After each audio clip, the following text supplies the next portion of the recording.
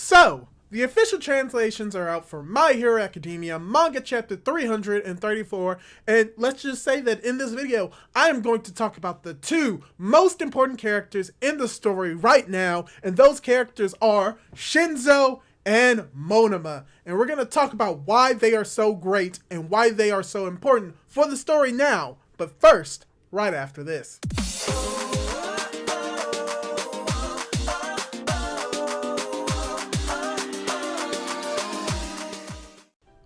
Hey guys, how's it going? It is your boy, Manga Man Drew, and I'm here to do my discussion for My Hero Academia Manga Chapter 344. And in this video, the main discussion point is going to be on two primary key characters. The first one is going to be on Shinso, and the second one is going to be Monoma, and how they have played an important role in this chapter, and potentially what important roles they're going to continue to play in the future, as well as what got them to be this important in the current story right now. That is what we're going to be talking about in this video, as well as go over some slight differences between the official and unofficial translations. Because overall, we got a fair amount in this chapter about both Monoma and Shinso and how their involvement in this war sort of kind of ties into the bigger themes and the bigger ideals of My Hero Academia when it comes to heroism and what makes a hero. So, I really want to dive in and talk about this topic, but we need to talk about the differences between the official and unofficial translations because there are some slight differences. For starters, the main difference between the official and unofficial translations comes from the title of this chapter. In the official translation, it's called Stars, while in the unofficial translation, it's called The Protagonist or just Protagonist. And this is a very important distinction because it directly ties into something that was brought up earlier in the series, and the term protagonist doesn't quite fit with what is being talked about. Because this ties into another difference within the series, and this is a difference that comes later on, and it has to deal with the scene between Monoma and Vlad King, and how Vlad King is saying that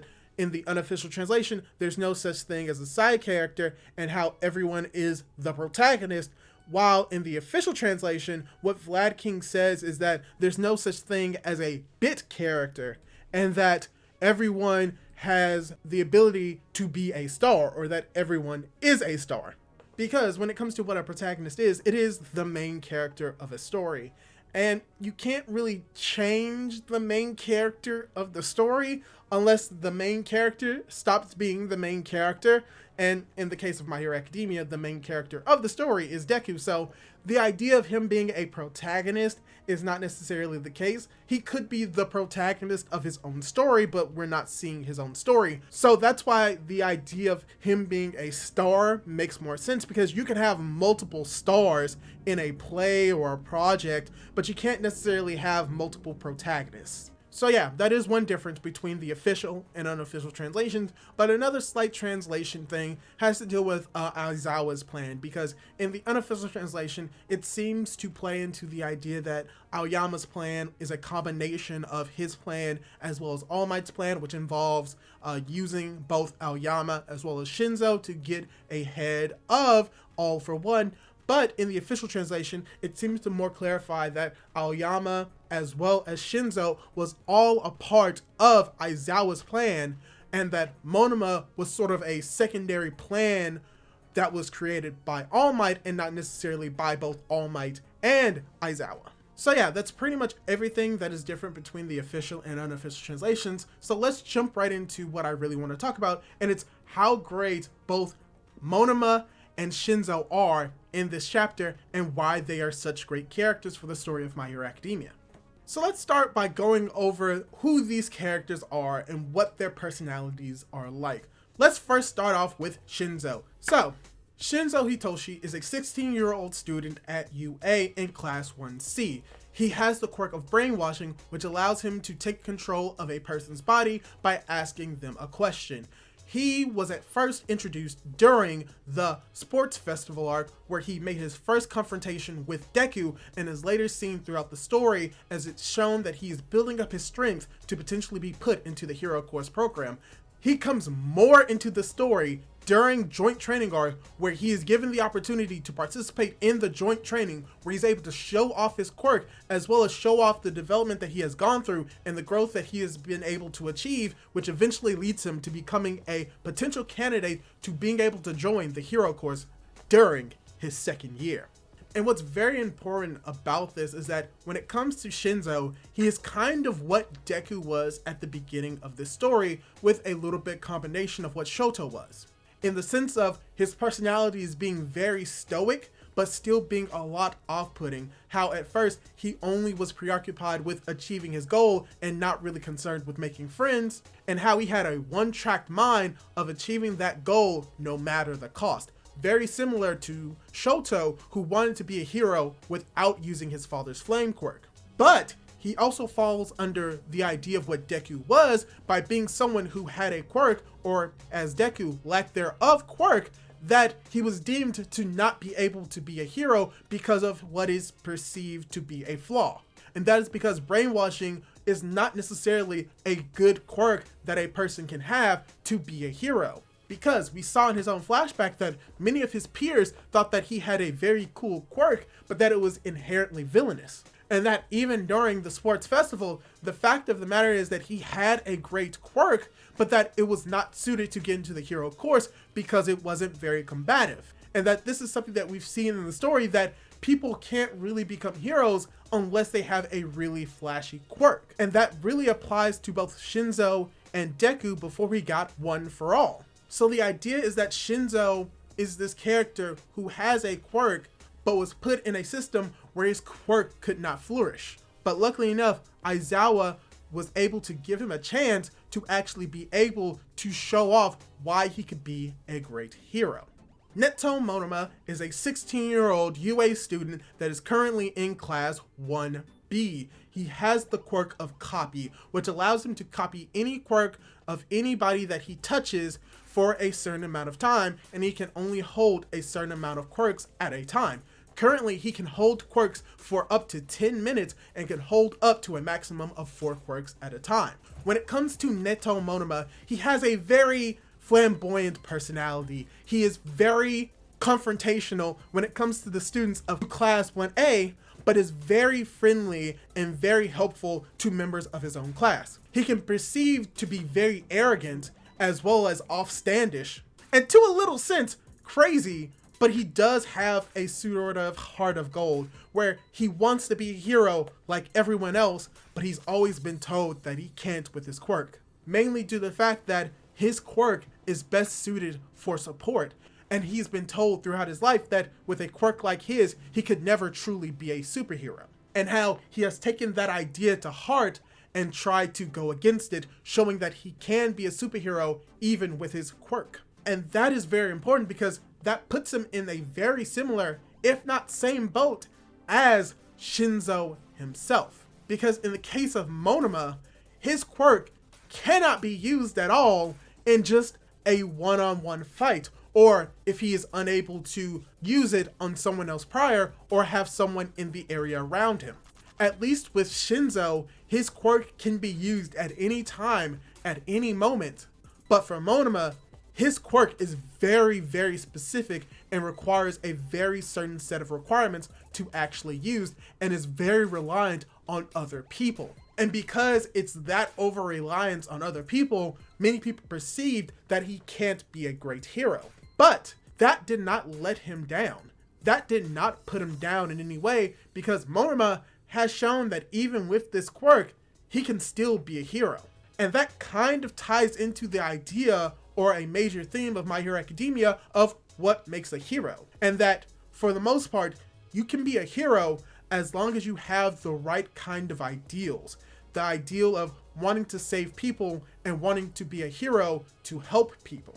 And Monoma and Shinso, just like Deku, really embody this idea of heroism, even with their quirks not being the best. And as we've seen currently, it's because of that motivation, it's because of that goal, it's because of that drive for them to be heroes and to improve upon their quirks that aren't necessarily combative or require a lot of support, is what makes them a great asset for what happened in the most recent chapter. Because If it wasn't for the fact that they had these specific quirks and were able to use them in these specific ways, then there was no way that the heroes could have A, tricked All For One using Shinso's brainwashing quirk, or B, trick All For One by making him think that there are no heroes in the area, but having Monoma use Kurogiru's warp gate to warp them all to that location. The reasoning why this is all able to happen is that for the entire story, when it comes to these characters, it is built upon this foundation of you could be a hero as long as you have these ideals and you're able to train and work towards those ideals.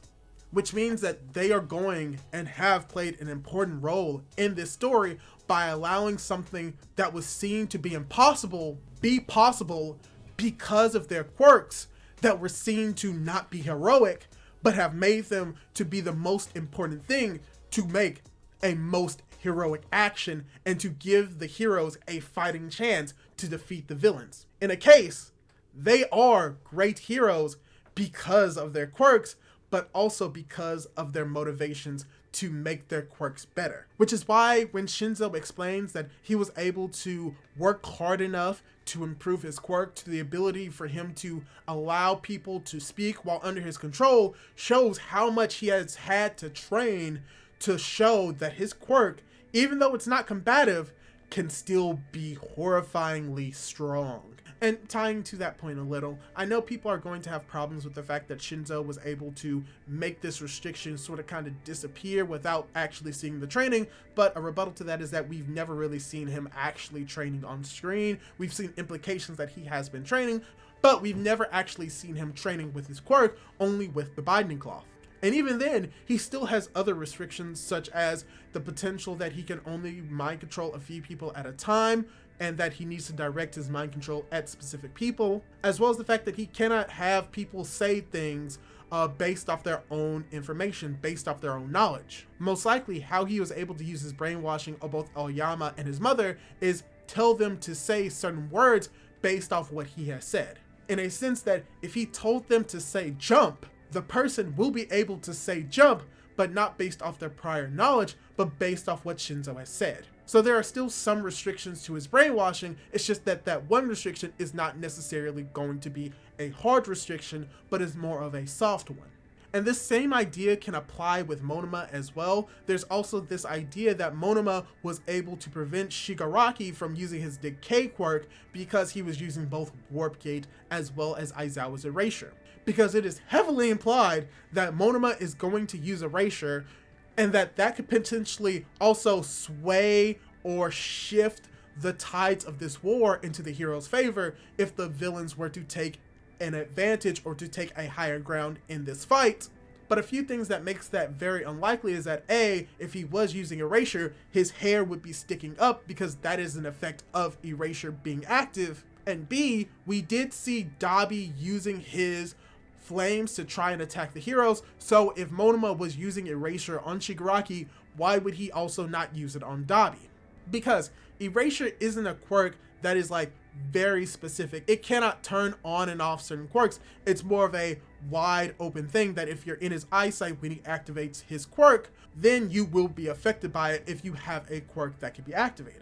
Also, most likely what was happening in that situation with Shigaraki is that Shigaraki hesitated to use Decay because Dabi jumped in front of him and he didn't want to hurt his own teammate. And another idea that I've heard is that potentially Star and Stripe was able to heavily damage Decay to the point of it not being able to be used, which is a possibility. We did see Star and Stripe actually ripping into Shigaraki, so she could have damaged Decay. But I do not think that Decay is completely gone. He may not be able to use it immediately, or he may have it weakened to a certain extent, but he may still be able to use it. I just think that he didn't want to use it because Dabi was in the way and he didn't want to hurt Dabi.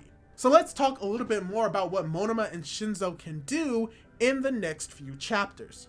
So let's start with Shinso, and I think with Shinso, he's going to be playing more of an active role. Most likely he's going to play a role in restraining villains using his quirk, or helping other people restrain villains so that they can have more heroes fighting the bigger and badder threats like Dabi, Shigaraki, and All For One, and not waste their time on the weaker threats that are going to be more of the grunt-like characters. Now, this does not mean that he will be able to take them all out instantly. He may only be able to take out one or two with his brainwashing quirk, because he says that he doesn't know if he can do it on multiple people, and even if he could, it would require a lot more concentration on those people. But even if he's able to do one or two people, he could actually convince those villains to use their quirks to restrain and fight against the other villains, or just have the heroes restrain them and capture them, which would in turn weaken the villains significantly while bolstering the heroes' numbers, so it would be easier for the heroes to defeat the villains. And then when it comes to Monoma, like I mentioned, he could have both Erasure and Warp Gate. We know for a fact that he can hold 4 moves at once, and we know one of them is at least Warp Gate.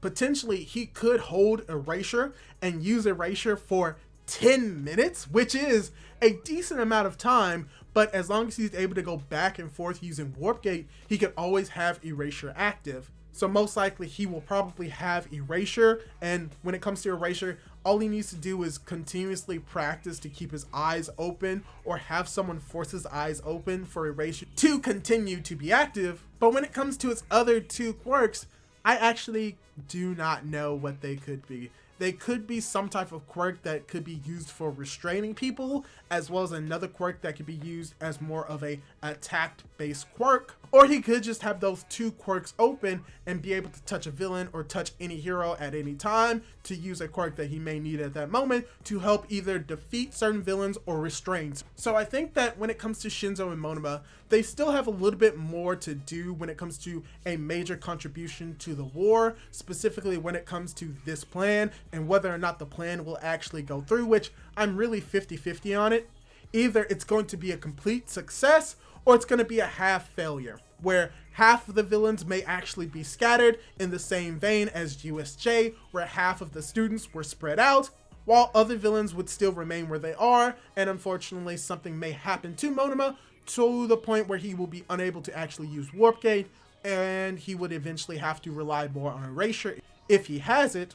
So I still think that Monoma has a role to play when it comes to scattering the villains, and we're going to potentially see what that role is going to entail more of in the next chapter, and how Shinso is going to be playing a more smaller role in the story moving forward, but it will still be very advantageous to the heroes, which will make it an even more important role in the later part of the story. So yeah, that's all I really have to say about both Shinso and Monoma. I think that we got a fair amount of development, not just in this chapter, but just over the course of the story. We actually got a fair amount from Shinso during Sports Festival, during parts of the Cultural Festival, Joint Training Arc, and currently. And with Monoma, we didn't really get a whole lot prior. We got a lot of it during Joint Training Arc, but we got a lot of what his character is like, and how that character sort of ties into a bigger theme for My Hero Academia and what it means to be a hero. Even if you are doing certain things that are not seen as heroic,